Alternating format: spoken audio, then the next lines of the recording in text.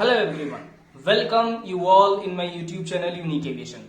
आज की वीडियो में हम एमपी यानी मेंटेनेंस प्रैक्टिस के सब मॉड्यूल 5 के बारे में बात करने वाले हैं। हम बात करने वाले हैं इंजीनियरिंग ड्राइंग के बारे में। ठीक है, हम देखने वाले हैं ये क्या चीज होता है, इसमें कितने टाइप के ड्राइंग यूज होते हैं, उसके अलावा कैसे कैसे हम इंजीनियरिंग ड्राइंग को आइडेंटिफाई करते हैं। ये सारी चीजें हम इस वीडियो में बात करेंगे और उसके अलावा जो कुछ भी पार्ट हमारा बच जाएगा उसके लिए हम एक और वीडियो बनाएंगे जिसमें हम आगे के पार्ट को डिस्कस करेंगे। सबसे पहला सवाल हमारे मन में यही उठता है कि आखिर इंजीनियरिंग ड्राइंग को ड्रॉ करने की या उसकी क्या जरूरत पड़ती है जब हम एविएशन में बात करते हैं। ठीक है, तो आप ये बताइए कि आप अपने आइडियाज को या अपने विचार को दूसरों तक कैसे पहुंचाते हैं। तो उसका सबसे बड़ा साधन जो होता है वो या तो आप बोलकर किसी को अपनी बात बताते हैं या फिर किसी चीज को लिख करके बताते हैं। हो सकता है आप सांकेतिक भाषा का भी यूज करें यानी साइंस का भी यूज कर सकते हैं। ठीक है, लेकिन साइन में तो सबसे ज्यादा पॉसिबिलिटी है कि कुछ गलत हो जाए। बोल के आप किसी को बताते हैं, हो सकता है वो आपकी बात ना समझ पाए। लिख करके आप बताते हैं कुछ चीज, उसमें हो सकता है कोई वर्ड गलत हो जाए, कोई कॉमा गलत हो जाए, जिससे पूरी मीनिंग चेंज हो सकती है।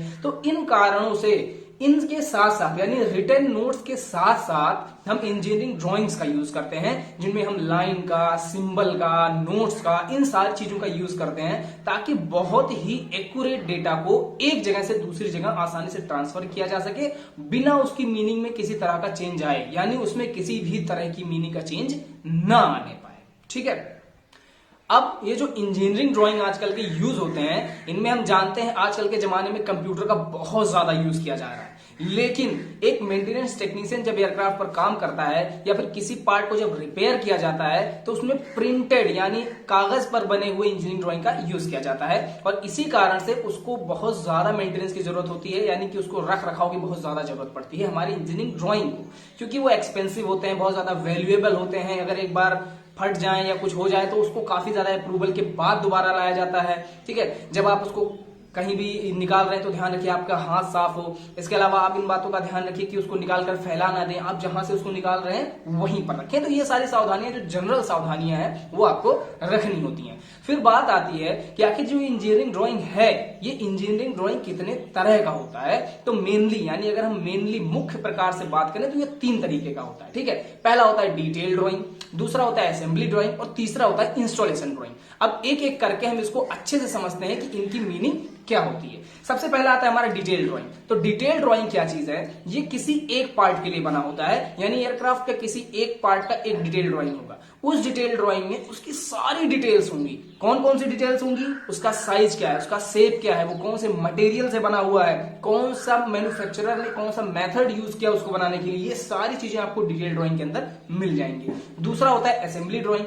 ध्यान ये रखना है असेंबली ड्राइंग में बहुत ज्यादा डिटेलिंग नहीं होती है और ये एक सिंगल पार्ट के लिए भी नहीं होता, ये 2 या उससे ज्यादा पार्ट्स के लिए होता है। इसके नाम से ही पता चल रहा है ये असेंबली ड्राइंग है, यानी असेंबल्ड हुए 2-4 चीजों का एक साथ ड्राइंग होता है। इसमें बहुत ज्यादा जनरलिफिकेशन नहीं होता, यानी उसमें सिर्फ शेप, साइज, ये सारी चीजें मिलेंगी। इनका प्राइमरी पर्पस यानी इनका जो मुख्य काम है वो ये होता है कि ये बता सकें कि एक ऑब्जेक्ट का दूसरे ऑब्जेक्ट के साथ क्या रिलेशन है, यानी वो उसके आगे लगा हुआ है, उसके पीछे लगा हुआ है, उसके आगे लगा हुआ है, उसके बाएं लगा हुआ है। ये सारे रिलेशन को दर्शाना इनका प्राइमरी पर्पस होता है। तीसरा जो हमारा ड्राइंग है वो होता है इंस्टॉलेशन ड्राइंग। तो इसके नाम से ही पता चल रहा है ये ड्राइंग ऐसा होता है जब एयरक्राफ्ट में कई सारे एक सिस्टम, जैसे मान लीजिए आप हाइड्रोलिक सिस्टम की बात करिए, कंट्रोल सिस्टम की बात करिए, किसी एक सिस्टम का इंस्टॉलेशन ड्राइंग होगा और उसके अंदर जितने भी पार्ट्स लगे होंगे उन हर पार्ट का डिस्क्रिप्शन आपको इसमें मिलेगा।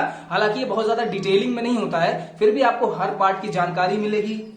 जो एयरक्राफ्ट में लगे हुए हैं उनके लोकेशन और रेफरेंसेस के बारे में जानकारी आपको लेनी है तो आपको इंस्टॉलेशन ड्राइंग की यूज करना है। अब मैंने बताया कि मेनली 3 तरीके होते हैं ये, बट इससे ज्यादा भी हो सकते हैं, जैसे कि सेक्शनल व्यू ड्राइंग। अब सेक्शनल व्यू कहने का क्या मतलब है, मान लीजिए आपके पास कोई कंपोनेंट है, कोई मोटर है, तो आप उसको बाहर से ही देख सकते हैं, तो उसका एक्सटर्नल व्यू होता है। सेक्शनल व्यू कहने का मतलब होता है उनके अंदर के पार्ट्स को देखना। ठीक है, तो हम क्या करेंगे, उसे बीच में से अगर हम काट दें, 2 पार्ट में कर दें, तो आप उसके अंदर के पार्ट को देख सकते हैं। तो इनको ड्राइंग में दर्शाना सेक्शनल व्यू ड्राइंग कहलाता है। ये 2 तरीके से हो सकता है, हाफ सेक्शन और फुल सेक्शन। फुल सेक्शन कहने का मतलब है जब आप किसी पार्ट को पूरी तरह से काट करके उसको दर्शाते हैं तो उसे बोलते हैं full section view. Half section क्या है, मान लीजिए आपके पास कोई ऐसा पार्ट है जिसका आप एक्सटर्नल व्यू यानी बाहर से आप देखेंगे तो कैसा दिखेगा वो भी दिखाना है और साथ साथ आप सेक्शनल व्यू भी दिखाना चाह रहे हैं, तो आप आधे पार्ट को काट करके निकाल देते हैं ताकि जो अंदर का पार्ट है वो दिखाई दे और आधा पार्ट वैसे ही रहता है ताकि आपको एक्सटर्नल पार्ट भी दिखाई दे। तो ये 2 तरीके से ये सेक्शनल व्यू ड्राइंग भी यूज किए जाते हैं जनरली जब हम एविएशन के मेंटेनेंस की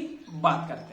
अब आपने ये तो देख लिया कि इंजीनियरिंग ड्राइंग का पर्पस क्या होता है, उसका केयर कैसे रखते हैं, वो कितने तरीके का होता है। लेकिन जब कभी भी इंजीनियरिंग ड्राइंग ड्रॉ किया जाता है, उसे बनाया जाता है, उसे प्रिपेयर किया जाता है, तो कुछ बातों का ध्यान रखा जाता है। जैसे कि अगर आपको ये ना पता हो कि ये किस चीज की ड्राइंग है तो आप उसको यूज कैसे करेंगे। इसी कारण से हर एक ड्राइंग हो, किसी भी तरीके का इंजीनियरिंग ड्राइंग हो, उसमें आइडेंटिफिकेशन की जरूरत पड़ती है। हमें यह बताने की जरूरत पड़ती है कि आखिर किस चीज का ड्राइंग और किसके लिए यूज किया जाएगा। तो उसके लिए जो चीज हम यूज करते हैं वो होता है टाइटल ब्लॉक। अब टाइटल ब्लॉक क्या चीज है? ये एक ब्लॉक के तरीके का होता है जिसमें इंजीनियरिंग ड्राइंग की आइडेंटिफिकेशन लिखी होती है। ये कहां होता है? तो ये कहीं भी हो सकता है, बट जो जनरली यूज होता है वो राइट हैंड लोअर कॉर्नर पे, यानी जो भी इंजीनियरिंग ड्राइंग है उसके राइट हैंड के लोअर कॉर्नर पे अगर आप देखेंगे तो आपको टाइटल ब्लॉक देखने को मिलेगा। इनमें क्या क्या इंफॉर्मेशन होती है? तो सबसे पहले इसमें ड्राइंग नंबर होगा, यानी इस ड्राइंग का आइडेंटिफिकेशन नंबर की ये कौन सा ड्राइंग है। दूसरा नेम ऑफ द पार्ट, यानी कि इस ड्राइंग के अंदर आपको कौन सा पार्ट एक्सप्लेन किया गया है, ये किस चीज का इंजीनियरिंग ड्राइंग है, ये आपको देखने को मिलेगा। तीसरा स्केल। स्केल क्या चीज है? जैसे स्केल का मतलब ये होता है आपने जो प्रिंसिपल ऑब्जेक्ट था जिसके लिए आपने इंजीनियरिंग ड्राइंग बनाई है, जिसको देख करके बनाई है, उसके शेप और साइज के हिसाब से आपने जो इंजीनियरिंग ड्राइंग बनाई है उसका साइज क्या है। अगर आपने सेम साइज में बना लिया है तो इसका स्केल हो जाएगा 1:1, यानी आपने जितना बड़ा देखा उतना ही बड़ा बना दिया। 1:2 कर दिया या 1:2.5 कर दिया, यानी छोटा कर दिया या बड़ा कर दिया, उसको बोलते हैं स्केलिंग करना। वो चीजें भी यहां पर आपको देखने को मिलेंगी। इनके अलावा डेट लिखी होगी, यानी ये इंजीनियरिंग ड्राइंग कब बनाया गया है। इसके अलावा कंपनी का नाम, यानी नेम ऑफ द फर्म, जिस मैन्युफैक्चरर ने भी इस इंजीनियरिंग ड्राइंग को बनाया है बाकायदा उसका नाम होता है। ड्राफ्ट्समैन का नाम होता है, चेकर का नाम होता है, किसने इस इंजीनियरिंग ड्राइंग को चेक किया है और किसने इसको अप्रूव किया है, उस व्यक्ति का भी नाम यहां पर मेंशन होता है। ठीक है, तो ये बात हो गई इंजीनियरिंग ड्राइंग के आइडेंटिफिकेशन की। अब इंजीनियरिंग ड्राइंग में जो कोई भी पार्ट बना हुआ है उसका बिल ऑफ मटेरियल भी होता है, यानी कि जब इंजीनियरिंग ड्राइंग के अंदर आपने जो कोई भी पार्ट देखा, अगर आप उसको फैब्रिकेट करना चाह रहे हैं यानी बनाना चाह रहे हैं, तो जिन जिन मटेरियल्स की जरूरत पड़ेगी वो हमारे बिल ऑफ मटेरियल में दिए होते हैं। ठीक है, क्या क्या दिया होगा उसमें आपको पार्ट नंबर दिया होगा कि किस पार्ट नंबर का जो चीज है वो हमारे इस ड्राइंग में लग सकता है, उसका नेम क्या होगा, उसका मटेरियल क्या होगा, उसकी क्वांटिटी कितनी होगी, यानी 1 2 4 6 कितने यूज होंगे, इसके अलावा सोर्स वो कहां से मिलेंगे, ये चीज भी वहां पर इंडिकेटेड होगा। इन सब के अलावा आपको वहां रिवीजन ब्लॉक मिल सकता है, यानी कि वहां पर यह बताया जा सकता है कि ये किस रिवीजन का है, यानी किस एडिशन का है, यानी इसमें कोई चेंज तो नहीं किया गया है या जो पहले था वही है।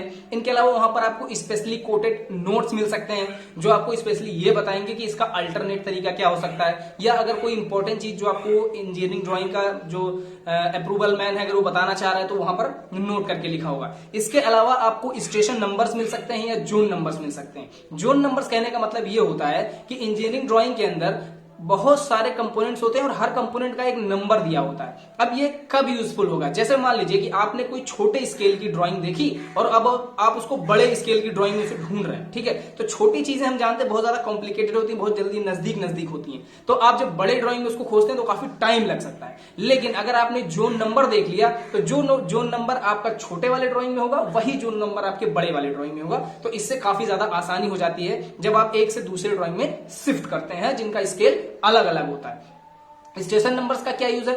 स्टेशन नंबर का यूज किया जाता है, जैसे मान लीजिए कि पूरे एयरक्राफ्ट की कोई ड्राइंग है या एयरक्राफ्ट की किसी एक बड़े पार्ट की ड्राइंग है, पूरे जहां पर ज्यादा ढेर सारे पार्ट लगे हुए हैं, तो हम उनको बहुत ढेर सारे स्टेशन नंबर्स में डिवाइड कर देते हैं, इंचेस में डिवाइड कर देते हैं। अब मान लीजिए आपसे किसी ने कहा कि 112 स्टेशन नंबर पर ये वाला कंपोनेंट होगा, तो आप सिंपली उसको जाकर के इंजीनियरिंग ड्राइंग में ढूंढेंगे तो सेम जगह पर आपको 112 मिल जाएगा। ठीक है, तो इस तरह से हमने ये पहले पार्ट में बात करी, वरना वीडियो बहुत लंबा हो जाएगा। अब हम अगले पार्ट में इसके आगे की चीजें डिस्कस करेंगे, जैसे डायग्राम क्या है, टाइप्स ऑफ व्यू कैसे हैं, आप इनको समझते कैसे हैं। ठीक है, स्टैंडर्ड्स कौन से यूज किए जाते हैं, लाइंस कौन कौन सी यूज की जाती है, उनकी क्या मीनिंग होती है, ये सारी चीजें हम अपने अगले वीडियो में डिस्कस करेंगे। तो फिलहाल के लिए अगर आपको वीडियो पसंद आया करे तो प्लीज लाइक करिए, शेयर करिए, सब्सक्राइब करिए, सब तक पहुंचाइए ताकि सभी लोग इसका बेनिफिट उठा सके। Thank you.